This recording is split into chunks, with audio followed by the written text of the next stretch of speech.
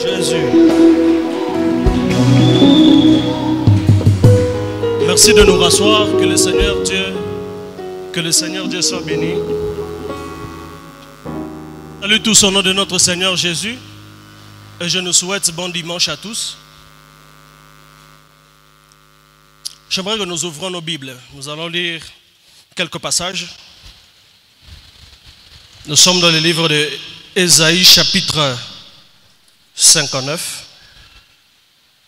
Nous allons lire le dernier verset et nous allons continuer avec Ésaïe 61 à 2. Je disais Ésaïe 59, le dernier verset. Et nous lirons également Ésaïe 61 à 2. Un bon lecteur peut nous faire la lecture.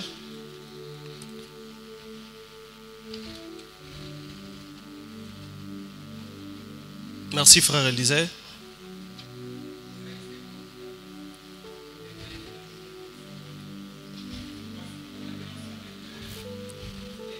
Voici mon alliance avec eux, dit l'Éternel. Mon esprit qui repose sur toi et mes paroles que j'ai mises dans ta bouche ne se retireront point de ta bouche, ni de la bouche de tes enfants, ni de la bouche des enfants de tes enfants. Dit l'Éternel. Dit l'Éternel. Dès maintenant et à jamais. Dès maintenant et à jamais. Ésaïe 60, premier et deuxième verset. Lève-toi, sois éclairé, car ta lumière arrive, et la gloire de l'Éternel s'élève sur toi. Voici, les ténèbres couvrent la terre, et l'obscurité le peuple. Mais sur toi, l'Éternel s'élève, sur toi, sa gloire apparaît. Parole du Seigneur. Est-ce qu'on peut acclamer la parole?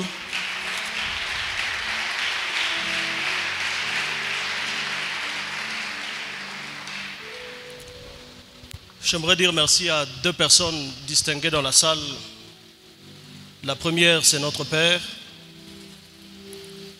La prière que nous avons à son égard, c'est que Dieu le garde longtemps afin qu'il voie ce qu'il est en train de s'aimer en nous. C'est une fierté pour un père de voir ses enfants évoluer, tant biologique que spirituel.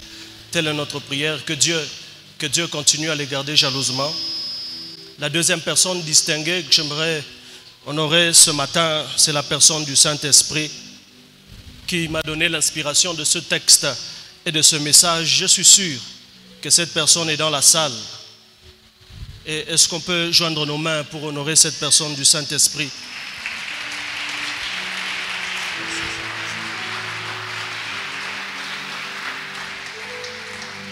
Je vous dis également merci de vous avoir déplacé afin de venir à l'église pour écouter Dieu. Et je prie ce matin que Dieu parle à quelqu'un. Le thème de ce matin, je l'ai intitulé comme suit: Alliance et connaissance, deux issues de sortie pour resplendir. Alliance et connaissance, deux issues de sortie pour resplendir. Ou encore, alliance et connaissance, deux portes qui peuvent nous permettre de resplendir. Alliance et connaissance, deux issues de sortie pour resplendir. Ces derniers temps, j'apprends un peu d'anglais. Si je veux mettre ça en anglais, on va dire comme suit: Knowledge and covenant, two doors for shining. Si on voulait mettre ça un peu en swahili, je pense qu'on va dire agano na ufamu milango mbiri ya kuangala au ya kuangaza. Je serai aussi en lingala. Alliance pe boyebi banzela mibale ya kongenga. Je suis tenté de dire ça en Chiluba. Je pense qu'en Chiluba, ça serait Bana Banzambi taper les mains, taper Kabiji. Alliance et connaissance, Deux issues de sortie pour resplendir. De l'entrée de jeu, j'aimerais définir un peu quelques bases pour que tout au long, que l'on se comprenne. Le premier mot que j'aimerais définir, resplendir ou briller, c'est la même chose. On a passé beaucoup de temps à expliquer le thème de l'année. Je ne veux pas tarder là-dessus. Mais j'aimerais que ce matin, lorsqu'on va utiliser les mots briller ou resplendir, que l'on retienne ceci. Resplendir est une chose que tout individu cherche. Et qu'est-ce que ça veut dire, resplendir? Resplendir veut dire, 1. Être vu. Toutes les personnes au monde, sans exception aucune, bien sûr que l'exception fait la règle, désirent être vus. La plupart des gens, même lorsque vous arrivez à une fête, désirent être mieux placés, même être servis les premiers, surtout dans les mariages. Lorsque quelqu'un te donne une invitation, on dit qu'il m'a honoré. Mais on définit aussi parfois l'honneur que nous donne cette personne, c'est lorsqu'on se trouve dans la salle et même la position qu'on nous accorde. Des fois, certaines personnes se plaignent dans des fêtes parce qu'elle était tellement à la dernière table. Alors, et puis, elle était la dernière personne à être servie. Vous allez voir que ça lui fait mal. Des fois, même quand ils sont assis à table, ils parlent entre eux et disent « Ah, Shindo Takure va mouche ». Parce qu'au fond, tout être, pour la plupart, désire être vu et être bien vu. Briller, j'aimerais que nous retenions aussi, lorsqu'on parle de briller, on veut être une référence dans un domaine X ou Y. Toute personne aime être une référence. Même lorsqu'on parle de gens, on veut être une référence, on veut être un exemple. Quand on parle de gens bien, on a comme l'impression que lorsqu'on ne nous cite pas, quelque part on est un peu lésé. Parce que tout être humain en lui veut être une référence. Briller, c'est aussi, on peut comprendre, être apprécié, être admiré. Briller, on peut aussi comprendre par avoir de l'impact dans un domaine. Briller, on peut aussi comprendre comme avoir de la domination. Tout homme aime dominer et non être dominé. Briller, on peut comprendre aussi par avoir la possibilité d'attirer. Ça fait du bien lorsque quelqu'un est là, il y a des gens qui le suivent. Il y a des gens, comme je l'ai dit, ils le prennent pour un exemple, pour un modèle. Briller. Briller, on peut aussi comprendre par avoir une indépendance et avoir des dépendants. Ça veut dire, quelqu'un, il ne dépend pas financièrement d'une tierce personne, mais il voit d'autres personnes dépendre de lui. Beaucoup de gens désirent cela. Alliance et connaissance, deux issues de sortie. C'est quoi une connaissance? La connaissance, je la définis comme étant l'ensemble des informations reçues, vécues d'une manière ou d'une autre. J'aimerais que ce matin que nous retenions par connaissance égale information. J'aimerais déjà dire à quelqu'un que ce que l'on connaît détermine qui on est. Ce que l'on connaît définit qui on est. Même la parole de Dieu n'est pas contre la connaissance. Parce qu'il est écrit que le manque de connaissance provoque la destruction. La Bible dit que mon peuple est détruit faute de connaissance. Et la connaissance, j'ai dit, égale information. Pourquoi parler de l'information? Déjà que le mot information lui-même, information, si on veut le comprendre dans un contexte anglophone, il y a deux mots. Il y a in et formation. C'est que quelqu'un qui donne une info, mais quelqu'un sous une formation. C'est que la connaissance ce matin, j'aimerais que nous retenions par connaissance, information, l'ensemble d'informations reçues, vécues. Dans un monde compétitif, la chose qui nous différencie, c'est la connaissance. Nous sommes dans un monde où Si vous n'avez pas de connaissances, c'est difficile pour vous de briller, d'exceller. Même lorsqu'on est ici, on peut bien beau se plaindre que voilà, au Congo, il n'y a pas de boulot. Ce qui est vrai. Mais demain, on a demandé à quelqu'un de se présenter quelque part dans une société et de commencer. Pourquoi? Parce que cette personne a eu l'information. L'information, c'est l'une des choses qui peut nous permettre de briller. Mais tout dépend de la qualité d'information que nous recevons. Une mauvaise information peut désorienter quelqu'un de sa destinée. Et une bonne information peut orienter quelqu'un vers sa destinée. J'aimerais dire à quelqu'un que le message de ce matin soit une information qui va réorienter la destinée de quelqu'un dans le nom de Jésus. L'information. J'aimerais prendre 3 astérisques. Quand est-ce qu'une information est vraie? Parce que toute information qui circule, et même lorsqu'on est à la quête de la connaissance, c'est là que le diable a profité, ceux de ma génération, en envoyant des gens qui expliquent des mystères et en initiant plusieurs dans la magie, dans la sorcellerie, dans la cabale, parce qu'ils sont à la quête de la connaissance ou encore à la quête des informations. Et Satan profite pour initier plusieurs, pour désorienter la destinée de plusieurs. Et parce qu'on est à la quête des infos, parfois nous ouvrons des portes aux prophètes ambulants qui ne parlent pas par révélation divine, mais parce qu'ils cherchent un peu d'argent pour survivre dans leur vie. Quand est-ce qu'une information est vraie? La première des choses, l'information est bonne et vraie lorsqu'elle vient d'une source fiable. C'est qu'on ne gobe pas tout. Ce n'est pas parce qu'il y a une information qui circule même sur TikTok qu'elle est vraie. Elle est vraie lorsqu'elle passera à des journaux d'ailleurs qu'on appelle info officielles. Et parlant des sources fiables, je parle de 3 sources. Il y a 3 sources d'information dans la vie. La première source d'information, c'est Dieu, par sa parole. La deuxième source d'information, c'est l'homme. La troisième source d'info, c'est Satan. Souvenez-vous que dans les jardins d'Éden, la cause de la chute de l'homme était causée par que c'était une question d'information et une question de connaissance. Quand est-ce qu'une information est vraie? Lorsqu'elle vient d'une source fiable.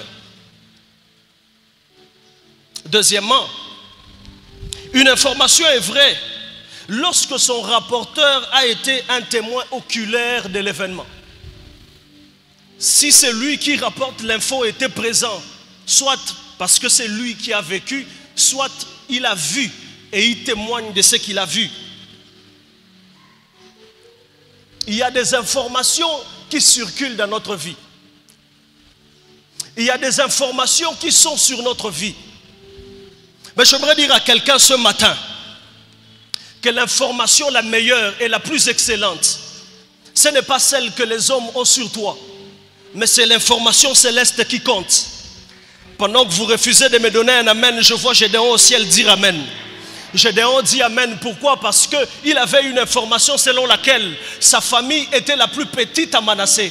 Mais un ange vient, l'ange lui dit: je te salue vaillant héros. Je ne sais pas ce que les hommes ont comme information sur ta vie.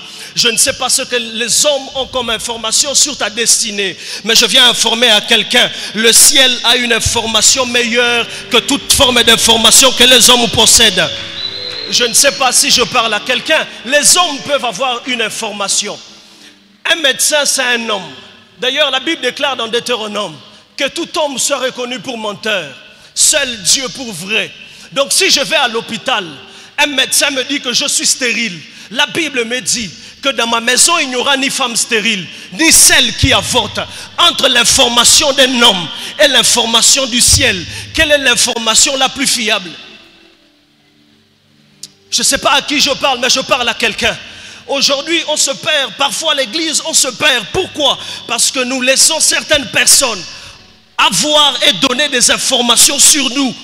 Et nous minimisons l'information du ciel. J'aimerais dire à quelqu'un, renseigne-toi sur ce que le ciel dit sur ta vie. Parce que le ciel ne ment jamais. Je connais quelqu'un dans la Bible qui s'appelle Joseph.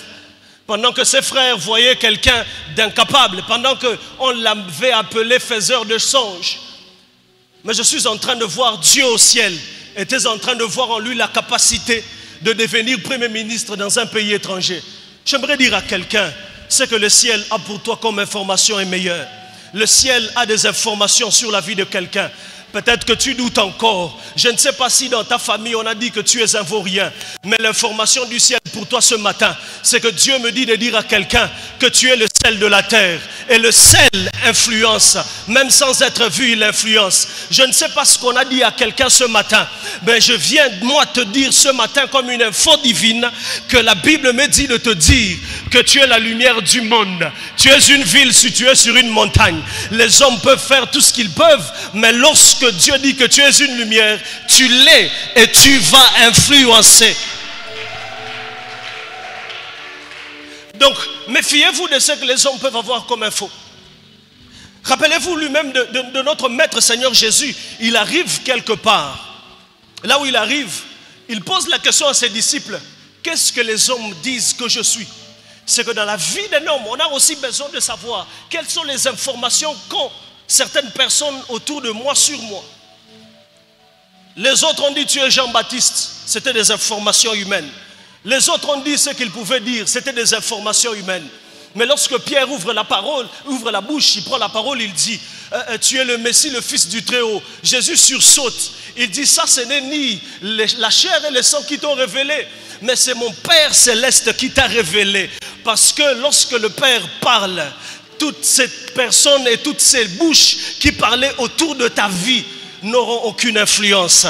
Je bénis la vie de quelqu'un et je dis, j'annonce à quelqu'un ce matin que le ciel a une information exacte sur ta destinée. C'est comme ça qu'il est important, même lorsqu'on prie, d'interroger le ciel. Parce que le ciel a une information. Le ciel, c'est réellement ce qu'il nous faut. Le ciel, parce que nous venons du ciel.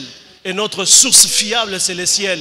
Les hommes peuvent mentir. À l'image du coronavirus. Le coronavirus a eu le succès qu'il a eu à cause des informations qu'on suivait. 5000 morts, 1500 morts par jour, 10 000 morts. Mais ce qui est bizarre, les hommes, au lieu de diminuer sur la planète, les hommes sont devenus de plus en plus nombreux. Donc, une information peut qualifier votre vie et même toute votre destinée. J'aimerais dire à quelqu'un, faisons attention à ce que l'on reçoit comme information, parce que la connaissance, c'est l'ensemble des informations que nous réceptionnons. Deuxième point, j'aimerais parler de l'alliance. Tout être humain, et même dans ce siècle ici, vous allez voir que les hommes veulent avoir des alliances, parce qu'on ne peut pas briller sur terre si on n'a pas une forte alliance. Qui dit alliance, dit pacte. L'alliance, déjà que ça se définit comme un pacte, comme un accord entre deux individus, comme un accord entre un individu et un esprit, contre deux individus, contre un groupe d'individus et un autre groupe d'individus. L'alliance, c'est un accord qu'un pays peut avoir avec un autre pays, qu'un continent peut avoir avec un autre continent. Donc lorsqu'on parle d'une alliance, on voit toujours deux groupes. Un groupe à gauche et un autre groupe à droite. Quand on parle de l'alliance, on voit ces accords des groupes, on voit ces pactes.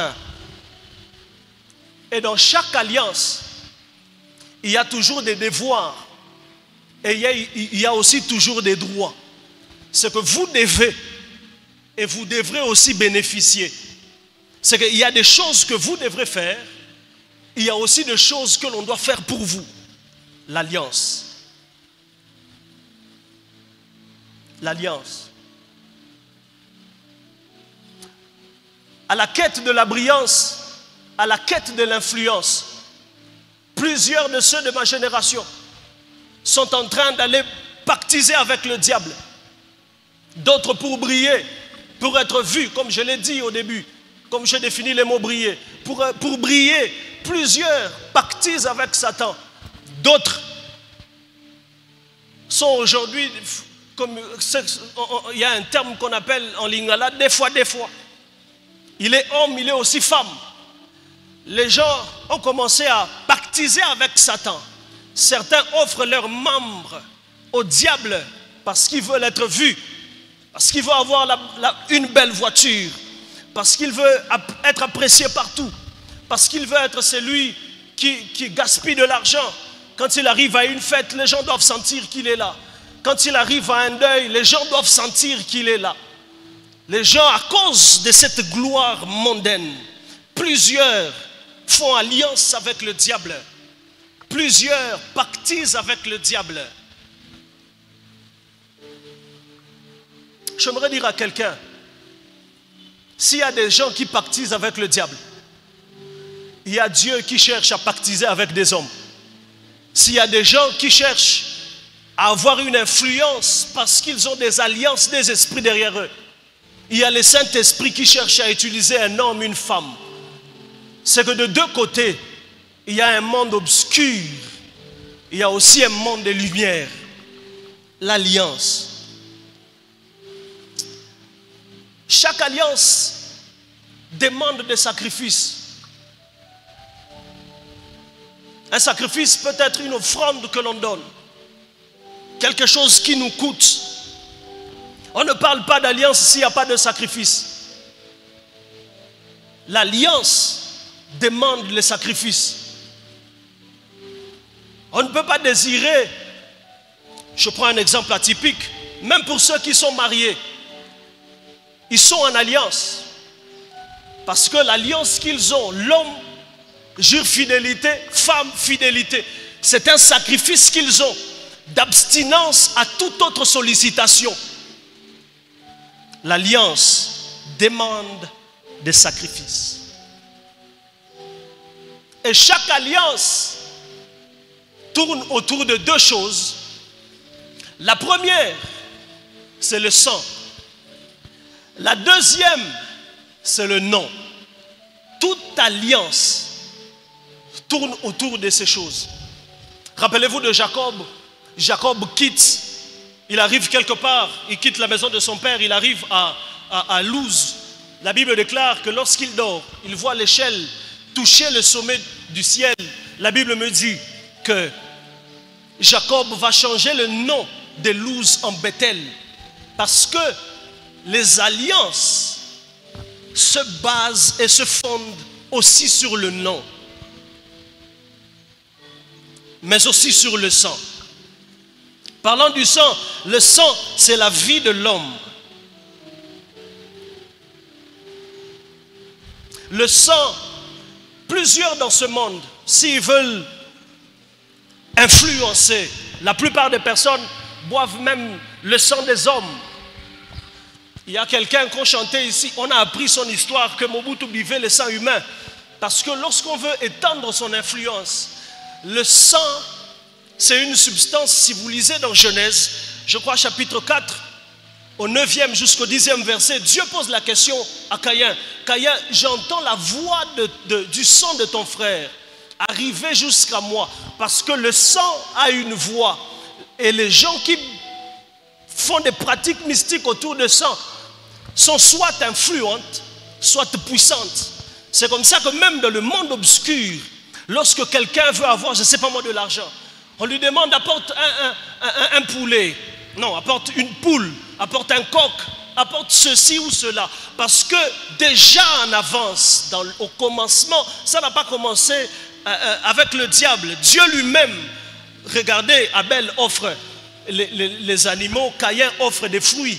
C'est chacun dans son travail. Mais la Bible dit que l'offrande d'Abel fut agréée. Pourquoi? Parce qu'il comportait le sang. Et le sang, l'offrande de Caïn n'avait pas de sang. Ce n'était pas un sacrifice sanglant. C'est que le mystère du sang, c'est l'une des choses qui pousse les hommes soit à prospérer, soit à avoir une influence tellement exagérée.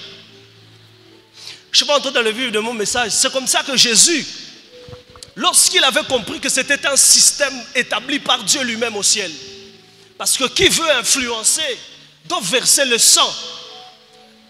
qui veut prospérer doit verser le sang, avoir une alliance particulière avec des esprits, leur offrir le sang. Dieu aussi au ciel, ayant constaté cela, il devrait envoyer son Fils unique en chair humaine afin qu'il donne sa vie et que par son sang, nous soyons sauvés. J'aimerais dire à quelqu'un, si les autres ont le sang de leurs oncles, nous on n'a que le sang de Jésus. Si les autres ont le sang des enfants, nous on ne sait pas sacrifier. On n'a pas des êtres à livrer au diable. Nous n'avons que le sang de Jésus. Et d'ailleurs la Bible déclare qu'ils l'ont vaincu à cause du sang de l'agneau et de la parole de leur témoignage. Je prie sur la vie de quelqu'un. Si les autres vont prospérer parce qu'ils ont des sangs à donner à Satan, nous dans cette église, le seul sang que nous avons à donner, c'est le sang de notre Seigneur Jésus. D'ailleurs la Bible déclare que c'est par ces meurtrissures que nous sommes guéris. S'il y a des gens pour élargir leur vie, il y a des sangs qu'ils offrent. Nous on n'a pas de sang à donner si ce n'est que le sang de Jésus. Et d'ailleurs la Bible me dit que le sang de Jésus crie plus fort que celui d'Abel. Je prie, s'il y a le sang qui a été versé dans ta famille pour détruire ta destinée, aujourd'hui et ce matin, que le sang de Jésus commence à crier plus fort. S'il y a le sang, je ne sais pas, de ton oncle qui était là pour détruire et ruiner ta destinée, je prie que ce matin, que le sang de Jésus crie plus fort. La Bible me dit ceci: un ange arrive en Égypte pour exterminer tous les enfants, les premiers-nés des Égyptiens. Pourquoi? Parce que le fils aîné dans la Bible, c'est l'image de la force et de la prééminence. Rappelez-vous de Jacob, lorsqu'il bénissait ses enfants, il dit à Ruben, Ruben, ma force et ma vigueur. C'est que l'image du premier fils dans la famille, dans la maison, c'est l'image de la force, de la vigueur, de la prééminence. Mais Jésus, au ciel, voulait que tous les Égyptiens, leur force soit anéantie. Mais parce que les enfants d'Israël étaient en Égypte, les mystères pour échapper à la mort, il fallait avoir le sang sur les linteaux. Je ne sais pas à qui je parle, mais s'il y a la mort qui se dirige dans ta vie, dans ta famille, je t'informe et je te dis que ça passera à côté parce que le sang de Jésus sera sur les portes de ta maison. Quand il viendra, ou certes il viendra, mais il ne verra pas ta maison parce que le sang de l'agneau, je ne sais pas à qui je parle, mais je prie que le sang de Jésus commence à travailler dans la vie de quelqu'un. C'est comme ça qu'il est important en tant que chrétien. Même lorsqu'on prie, de fois on néglige. Nous invoquons souvent le sang de Jésus. Non, Amen, Alléluia, Jésus, Amen. On prie souvent le sang de Jésus par rapport à la sanctification. Le sang de Jésus ne nous sanctifie pas seulement, mais il nous accorde aussi la victoire dans nos combats. Je pensais que quelqu'un allait dire Amen. Le sang de Jésus nous accorde aussi la victoire dans nos combats. Vous savez pourquoi? Parce que lorsqu'on veut te tuer, quand on regarde sur toi, on voit déjà qu'il y a le sang. Même lorsque l'ennemi vient chez toi à la maison la nuit, lorsqu'on est étalé, on dort. C'est vrai qu'il passe. Il nous regarde. Il voit qu'on est là en train de dormir. Mais quand il insiste, il voit qu'on est déjà mort. Dans son calcul, il pense que c'est lui qui nous a tués. Mais en réalité, il y a un sang qui nous couvre. Et quand il voit ce sang, lui, il pense que c'est lui qui t'a tué. En réalité, c'est Jésus qui te couvre. Je ne sais pas à qui je parle, mais que le sang de Jésus couvre la destinée de quelqu'un. Le sang de Jésus couvre la destinée de quelqu'un.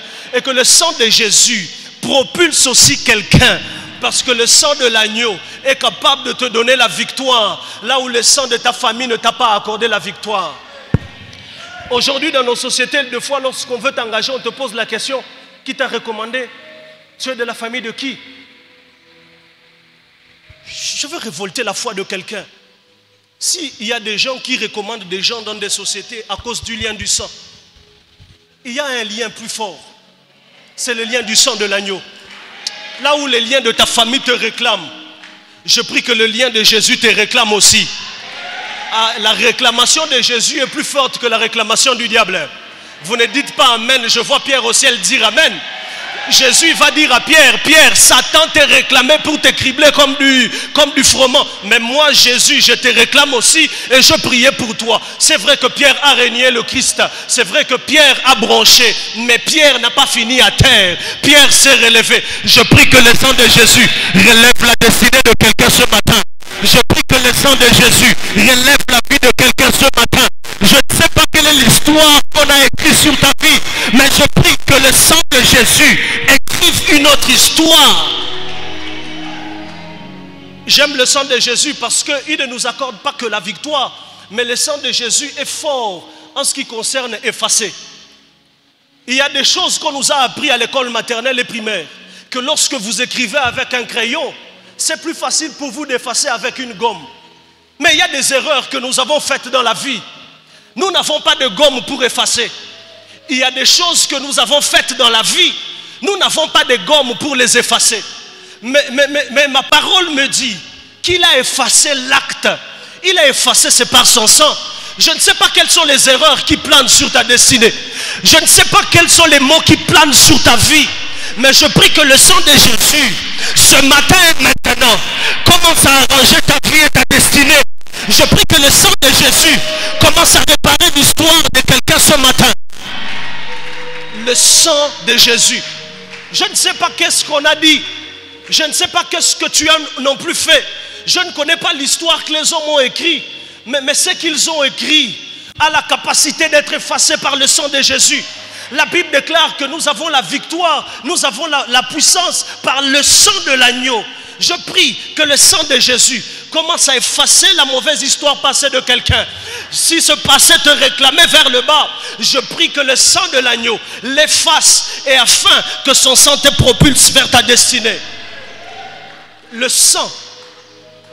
C'est important, chers chrétiens, lorsqu'on veut prier, on est à genoux dans la présence de Dieu et on dit à Dieu, Seigneur, je n'ai que ton sang. Le sang de Jésus n'a pas coulé en vain. Le sang de Jésus n'a pas coulé en vain. D'ailleurs, si Jésus ne rentre pas encore, c'est parce qu'à chaque fois que Dieu veut frapper la terre, cet homme de Jésus se présente, parce que c'est lui le sacrificateur, avec son propre sang pour dire à Dieu, Seigneur, gèle encore. Si le sang de Jésus peut stopper la colère de Dieu, le sang de Jésus peut aussi stopper la colère des hommes sur ta vie. Ils sont méchants, oui, ils sont méchants. Mais le sang de Jésus, il ne peut pas arrêter que Dieu. Il peut arrêter aussi la méchanceté des hommes sur ta destinée. Donnez-moi un bon amen et j'avance. Je prie que le sang de Jésus commence à travailler dans ta vie. La Bible me dit que nous sommes aussi guéris par son sang. Je prie que s'il y avait des maladies chroniques, s'il y avait des maladies héréditaires dans ta vie, je prie que par le sang de Jésus, que cela disparaisse dans les noms puissants de Jésus. Je prie que le sang de l'agneau, que tout ce qu'il y a dans le sang de l'agneau soit les bénéfices pour quelqu'un ce matin. Je prie que tout ce qu'il y a dans le sang de Jésus soit bénéfique pour quelqu'un. Et la deuxième des choses, comme je l'ai dit, que chaque alliance, en dehors du fait qu'il traite tout autour du sang, il y a des alliances qui traitent tout autour du nom. Il y a des gens dans le temps, dans les villages, qui donnent des choses en sacrifice afin que son nom soit plus élevé, afin qu'il soit le chasseur le plus puissant du village ou je ne sais pas moi de la contrée.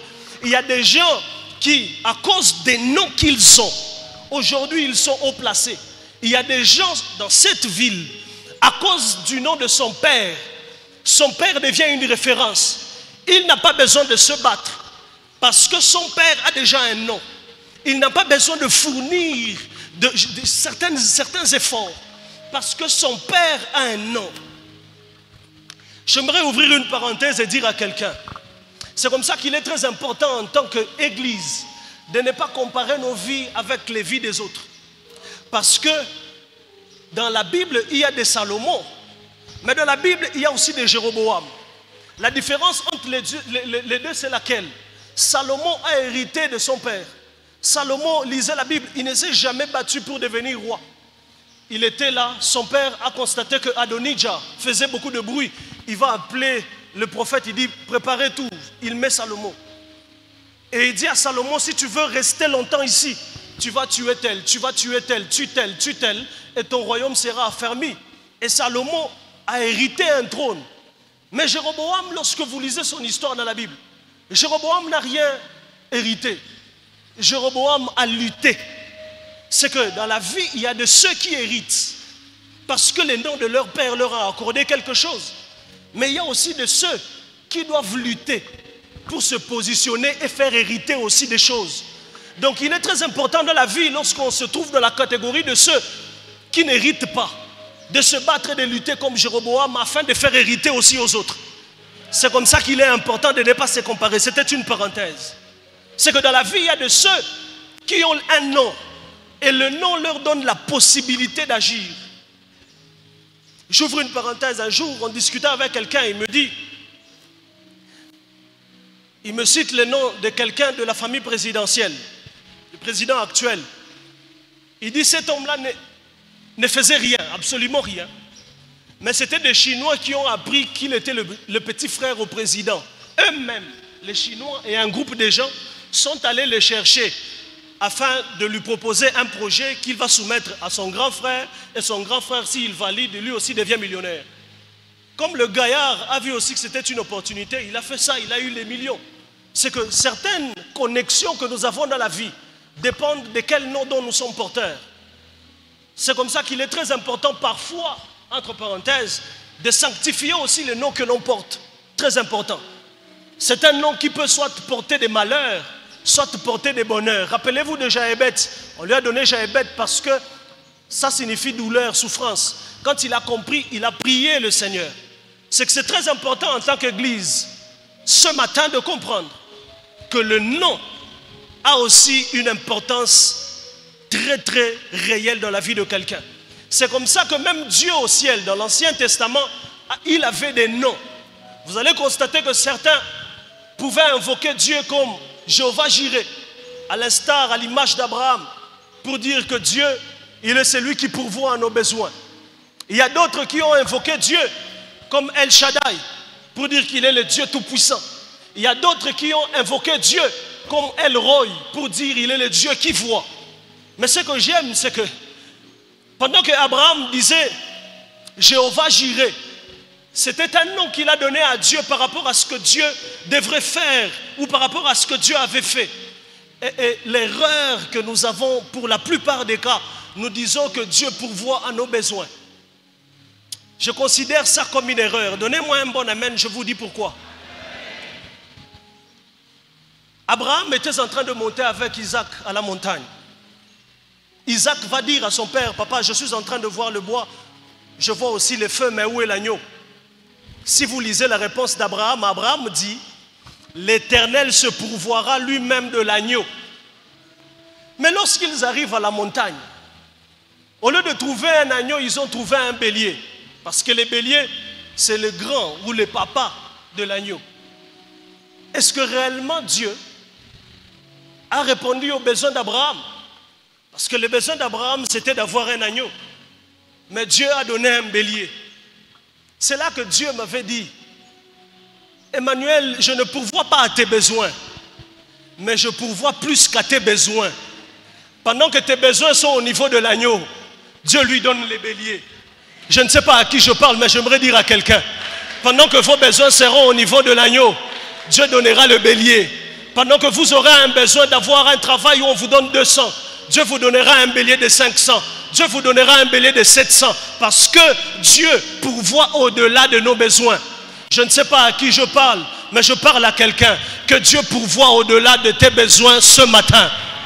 Et Dieu, les hommes ont évolué en train de lui donner les noms. Jusqu'à ce qu'un jour, un homme arrive. J'aimerais que nous puissions lire ça. Un homme arrive. Colossiens chapitre 1, verset 19. C'est avec ça que nous allons clôturer. Un homme arrive. Cet homme s'appelle Paul. Écoutez ce que Paul a dit. Frère Élisée, aidez-nous. Écoutez ce que Paul dit. Colossiens 1, chapitre 19.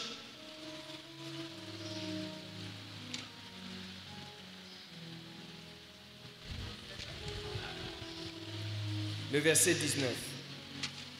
Car Dieu a voulu que toute plénitude habitant à lui. Que toute plénitude de la divinité habite en lui. Pour enchérir, lisez un peu toujours Colossiens 2, mais 9. C'est qu'au-delà du fait que les hommes, parce qu'ils voulaient avoir une alliance forte avec Dieu, certains l'appelaient Jéhovah Jireh, d'autres Jéhovah Nissi, d'autres appelaient Jéhovah. Donc à chaque circonstance dans laquelle pouvait se trouver un homme, il y avait un nom spécifique avec lequel il devrait invoquer Dieu. Par exemple, lorsqu'on est malade, on doit dire Jéhovah Rapha, parce que l'Éternel qui guérit doit être là. Lorsqu'on a besoin que Dieu soit parmi nous, on doit dire Yahweh Shammah pour qu'il soit là. Lorsqu'on a besoin de voir la toute-puissance de Dieu, on doit dire El Shaddai. C'était comme ça que les hommes étaient en train de fonctionner. Mais écoutez ce que Paul dit, Colossiens 2:9. Colossiens 2:9. Car en lui habite corporellement toute la plénitude de la divinité. C'est comme ça que son nom a été élevé au-dessus de tous les noms, afin que tout genou fléchisse et que toute langue confesse que Jésus est Seigneur. J'aimerais dire à quelqu'un, nous on n'a pas les noms pour devenir des ministres dans ce monde, parce que nos papas n'ont pas eu des noms influents, mais nous avons un nom qui peut te positionner là où les hommes ne peuvent pas te positionner. C'est le nom de Jésus. La Bible déclare que Dieu a pris Jésus, il a mis en Jésus toute la plénitude de la divinité. En d'autres termes, ça veut dire, il a pris El Shaddai, il a mis dedans. Il a pris Rapha, il a mis dedans. Il a pris Nissi, il a mis dedans. Toutes les autres attributs divins, Dieu a placé ça en Jésus. Pour que lorsque quelqu'un invoque que Jésus, même s'il est malade, c'est Jésus en tant que Jéhovah Rapha qui arrive. C'est comme ça que la Bible déclare que quiconque invoquera le nom de l'Éternel sera sauvé. C'est comme ça que lorsque quelqu'un est dans la détresse, il suffit d'invoquer Jésus. Et Jésus prendra la solution de ton problème. Je ne sais pas à qui je parle, mais je parle à quelqu'un. Que Jésus commence à se révéler d'une manière particulière ce matin dans la vie de quelqu'un. Je prie que Jésus se révèle d'une manière particulière dans la vie de quelqu'un et qu'en son nom, tout genou fléchisse. Si la maladie, c'est un nom, que la maladie fléchisse devant le nom de Jésus.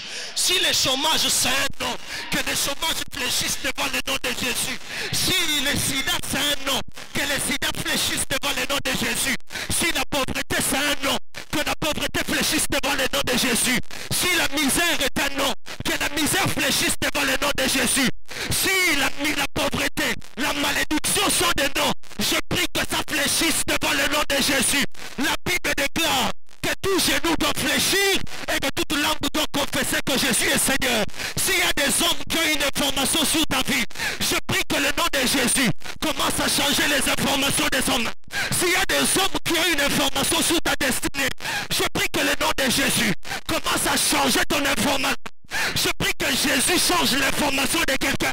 Jésus est capable de changer les données. Jésus est capable de changer les infos. Je prie sur la vie de quelqu'un ce matin, que là où on a dit non, à cause du nom de Jésus, ce matin, j'entends un oui. Là où on t'a disqualifié, à cause du nom de Jésus, j'entends une qualification. Il y a des hommes qui sont devenus ce qu'ils sont à cause non pas de leur nom, non pas à cause de leur famille, non pas à cause du lien du sang, non pas à cause de leur connaissance, mais le nom de Jésus a fait la différence. Je prie sur la vie de quelqu'un que le nom de Jésus fasse la différence. Je prie que le nom de Jésus fasse la différence. Pendant que je parle, je vois David au ciel en train de pousser des cris. David est en train de me dire qu'il a vaincu Goliath, non pas avec l'armure de Saïl. Il a vaincu Goliath, non pas avec sa force, mais c'était par le nom de l'Éternel. Il a dit à Goliath, Goliath, tu as les javelots. Goliath, tu as des lances. Goliath, tu as une armure. Goliath, moi je n'ai rien, si ce n'est que le nom de l'Éternel. Je prie ce matin que le nom de l'Éternel nous accorde la victoire dans les combats. Même les combats de l'église, nous n'invoquons pas Dieu avec d'autres choses. On n'a que Dieu seul. Je prie que le Dieu de cette église commence à changer les données de quelqu'un. Je prie que le Dieu de cette église change l'histoire de quelqu'un. C'est vrai, il y a des gens qui ont des noms, mais le nom de Jésus peut te positionner là où les autres ne pensent pas. Pendant que je suis en train de parler, je vois Mephibosheth dire avance. Je pose la question à Mephibosheth en esprit. Il me dit que son père était déjà mort. Son père était un grand prince et héritier de Saïl. Son père s'appelle Jonathan. Mais bizarrement, il avait fui. Il était à nos débats. Mais un jour, à cause de quelqu'un, à cause du nom de son père, on a repositionné Mephibosheth. Je ne sais pas à qui je parle ce matin, Nous, on n'a pas des rois dans nos familles. Nous, on n'a pas, je ne sais pas, des êtres influents dans nos familles. Nous, on n'a que le nom de Jésus. Je prie que le nom de Jésus, je prie que le nom de Jésus travaille dans cette église et dans ta vie. Écoutez, je vois quelqu'un dire amen. Je suis en train de voir un homme assis à la piscine de Bethesda. Cet homme va dire à Jésus, s'il y a les autres qui sont guéris, moi j'ai traîné ici. C'est parce que je n'ai personne pour me jeter à l'eau. Dans les systèmes de ce monde, tu ne peux pas prospérer ni avoir le travail si tu n'as personne pour te brancher, si tu n'as personne pour te connecter. Mais nous, on va briller. Pas parce qu'on a des noms, mais parce qu'on n'a qu'un seul nom de Jésus. Je dis que dans le nom de Jésus, que Jésus fasse briller quelqu'un ce matin. Je dis que dans le nom de Jésus, qu'il fasse briller la vie de quelqu'un. Je dis que dans le nom de Jésus, que la destinée de quelqu'un brille. Si tu me donnes un main, je te dis quelque chose. Regardez l'homme qui était à la belle porte. La Bible dit qu'il était assis. Les autres passaient par lui chaque jour. Chaque jour, on les dépose pour qu'ils demandent. Écoutez-moi bien. La vie des hommes, de foi, ils veulent que nous soyons pas capables. Soko bandoko kemba, kemba toujours. Si tu souffres, sois comme... On dirait que les hommes ont un cœur de nous limiter et de faire en sorte que notre vie n'évolue pas. Mais j'aime quelqu'un. Pierre, Jean passaient aussi par là. Pierre va dire, je n'ai ni or ni argent, mais ce que j'ai, je te donne. Au nom de Jésus, lève-toi, marche. J'aimerais dire à quelqu'un, tu vas avancer au nom de Jésus. Mais tu vas avancer au nom de Jésus. Ils vont dire ce qu'ils peuvent. Mais au nom de Jésus, tu vas prospérer, tu vas avancer, tu vas évoluer à cause du nom de Jésus. Pourquoi? Parce que dans la vie, il faut seulement non avoir la connaissance, non seulement l'alliance, mais il faut avoir surtout le nom de Jésus. Je prie que le nom de Jésus fasse la différence partout. Je prie que le nom de Jésus apporte la différence dans la vie et dans la destinée de quelqu'un. Si quelqu'un est d'accord avec moi, nous allons acclamer ce nom de Jésus. Si quelqu'un est d'accord avec ce que je dis, nous allons acclamer le nom de Jésus. Si quelqu'un est d'accord avec ce que je prêche, nous allons acclamer le nom de Jésus. Et je profite pour prophétiser que pendant que tu l'acclames, je suis en train de prier que tes acclamations soient invoquent Jésus dans l'attitude dans laquelle tu veux qu'il se révèle dans ta vie. Je ne sais pas à qui je parle, mais je parle à quelqu'un ce matin. Je ne sais pas à qui je parle, mais je parle sur la vie de quelqu'un. Que pendant que tu acclames Jésus, commence à profiter aussi pour l'invoquer. Parce que la Bible me dit que quiconque invoquera le nom de l'Éternel, il sera sauvé. Je prie que pendant que tu l'acclames et pendant que tu l'invoques en même temps, je prie que Jésus se révèle. Pendant que tu l'acclames, tu es en train de l'invoquer aussi. Et je prie qu'il se révèle dans ta vie. Je prie qu'il fasse des choses dans ta vie. Je prie qu'il fasse la différence dans ta vie. Je prie que Jésus se révèle. Je prie que Jésus se révèle. Commence à invoquer Jésus dans ton travail. Commence à invoquer Jésus dans ce que tu fais. Commence à invoquer le nom de Jésus. Dis à Jésus, je n'ai ni or, je n'ai ni argent, mais je n'ai que Jésus. Je n'étais que toi. Révèle-toi dans ma vie. Pendant que tu pries, dis à Jésus, mon père n'a pas un nom, ma mère n'a pas un nom. Je n'ai que toi, Jésus. Pendant que tu pries, commence à dire Jésus, je n'ai que toi. Pendant que tu pries, dis Jésus, je n'ai que toi. Pendant que tu pries, dis Jésus, je n'ai que toi. Nous n'avons que Jésus. Jésus, nous n'avons que toi. Jésus, nous n'avons que toi. Nous n'avons que toi, Père. Nous n'avons que toi, Jésus. Tu es là, tu es notre alliance. Tu es la force de notre alliance. Et ton sang et ton nom. C'est par ça que nous allons prospérer. Jésus, Jésus, Jésus. Jésus, Jésus, Jésus. Jésus, Jésus, Jésus. J'aimerais demander à quelqu'un, surtout ne sois pas distrait. Pendant 2 minutes seulement. C'est juste pendant 2 minutes. Change l'atmosphère de cette salle en invoquant le nom de Jésus. Le Saint-Esprit, la Bible me dit qu'il est là pour honorer Jésus. Change l'atmosphère de la salle en invoquant le nom de Jésus. Dans ta famille, dans ta vie. Pour ton choix, pour ton mariage, pour ta destinée. Oh, même là où ça pourrissait, je suis en train d'invoquer Jésus. Même si je suis Lazare, j'ai quand même l'espoir avec Jésus. J'ai quand même de l'espoir avec Jésus. Même si on me licencie, j'ai quand même l'espoir avec Jésus. Même si on m'abandonne, j'ai quand même l'espoir avec Jésus. Même si les hommes me critiquent, j'ai quand même l'espoir avec Jésus. Même s'ils disent que je suis incapable, j'ai quand même l'espoir avec Jésus.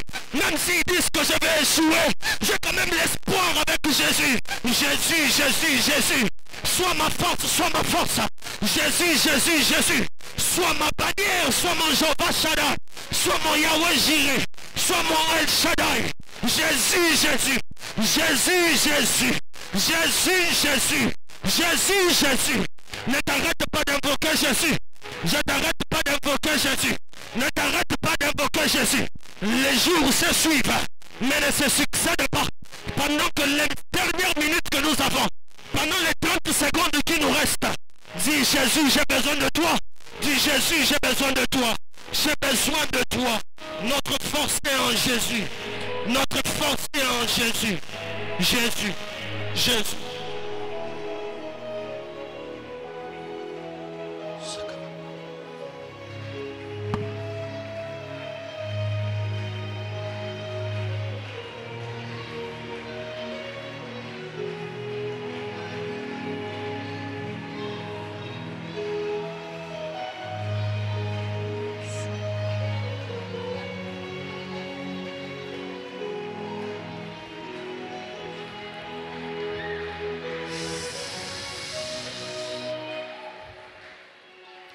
Tu vas lever légèrement tes mains. Attends-toi à recevoir un colis de la part de Jésus. Attends-toi à recevoir un colis de la part de Jésus. Personne n'est venu vers Jésus et sortir tel qu'il était venu. Dans les 30 secondes que nous avons, si tu as la foi, ta maladie va rester ici et tu sortiras avec Jésus. Oui, là où il y a son sang, là où il y a son nom, les miracles sont possibles. On n'a pas besoin de fabriquer les miracles. Les histoires qui sont écrites dans la Bible sont vraies. Jésus, prends toute la place. Prends nos vies. Prends nos destinées. Jésus, impose-toi en ces lieux. Là où quelqu'un pensait que sa maladie était une maladie qui ne devrait pas changer. Là où quelqu'un était habitué à sa maladie, comme cette femme à la perte de sang. Je prie que Jésus, toi qui es élevé ce matin en ces lieux, je prie que tu agisses dans la vie de quelqu'un. Je prie que tu agisses dans la vie de quelqu'un. Au nom de Jésus. Au nom de Jésus.